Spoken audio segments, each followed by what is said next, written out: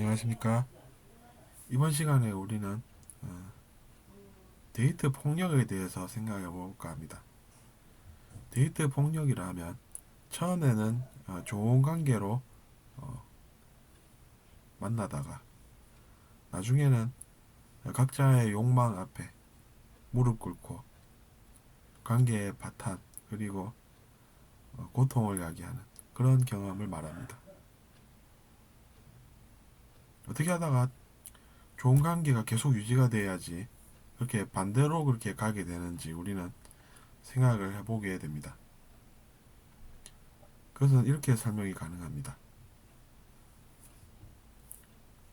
우리가 서로 만나는 사이면 순수함이 더 커지는 쪽으로 시간의 흐름과 함께 관계가 발전이 되는 것이 건전하고 바람직합니다.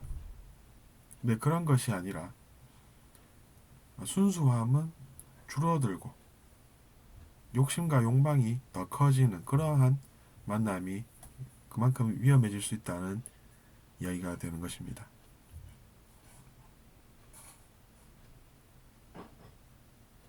그래서 우리가 사람 사이에 일어나는 일에 있어서 중요한 것이 바로 이것입니다. 관계가 건전하게 유지가 되면서 서로 도움이 되느냐 아니면 위험한 측면이 더 커지느냐 라는 것을 우리가 생각을 해볼 때 데이트 폭력이라는 것이 얼마나 위험할 수 있는지 알게 됩니다. 상대방의 어쩔 수 없는 그러한 측면을 이해한다는 것도 중요합니다. 그 사람이 그럴 수밖에 없는 행동을 했었던 것인지 아니면 그것이 아닌지는 또 우리가 분별을 잘해야 실수를 덜하게 됩니다. 그래서 사람 사이에 그 사람을 이해를 할 수 있느냐 아니냐는 기준이 이렇게 설정이 됩니다. 근데 상대방이 그렇게 할 수밖에 없었던 것이었음에도 이해를 해야 하는데 그것이 아니라 다른 행동을 하는 거기서 이미 우리가 실수를 하는 것이고 그런 실수를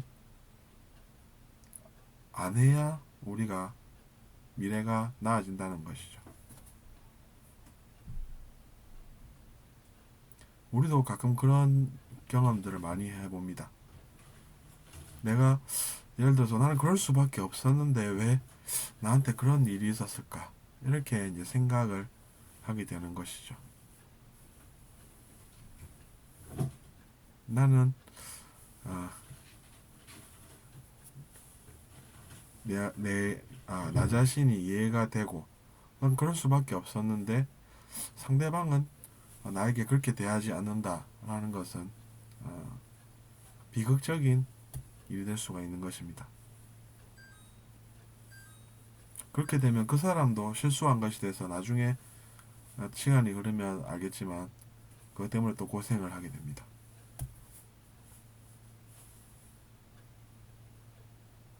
우리가 살고 있는 환경이 사실은 좀 그런 면에서 보면 자연스럽지가 않습니다. 어쩔 수 없는 현실이라고 볼 수도 있고 또 아니면은 원래부터 어두운 그런 환경이니까 뭐 내가 예전에 죄를 지었었나 뭐 이러면서 그냥 잊고 지낼 수도 있습니다. 사실 영혼이라는 것은 그렇습니다. 이번 생도 있지만 다른 생에 내가 또 살았을지 누구도 어, 정답이라고 확신을 줄 수는 없습니다. 그러니까 그것은 믿음은 가능하지만 그것이 증거가 있어서 어, 그것이 분명히 100% 있었다라고 이야기를 어, 하기는 좀 무리가 있을 수 있다는 얘기. 근데 보통 이제 같이 지내는 영혼들은 제 경험상으로는 예전에도 아는 사이였을 가능성이 높습니다. 그래서 이제 우리가 그러면은 내가 어떻게 살아야 되나 이런 생각이 또 잠길 수 있습니다. 그러면서 이제 우리가 이런저런 경험들을 하면서 사는 것입니다. 그렇지만 인연이라고 하는 것은 또 우리에게 의미를 줄 수도 있습니다. 하지만 그것이 자기 자신에게 거부감이 들고 왠지 저 사람이 나를 해할 것 같다라고 하면 그런 것은 또 우리가 거부할 자유도 있기 때문에 자기 자신을 또 보호를 잘 해야 합니다.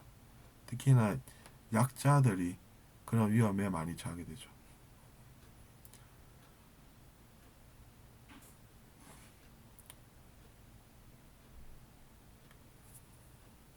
그렇기 때문에 우리가 이번 시간에 데이트 폭력이라는 주제로 이야기를 나눠봤습니다. 들어주셔서 감사합니다.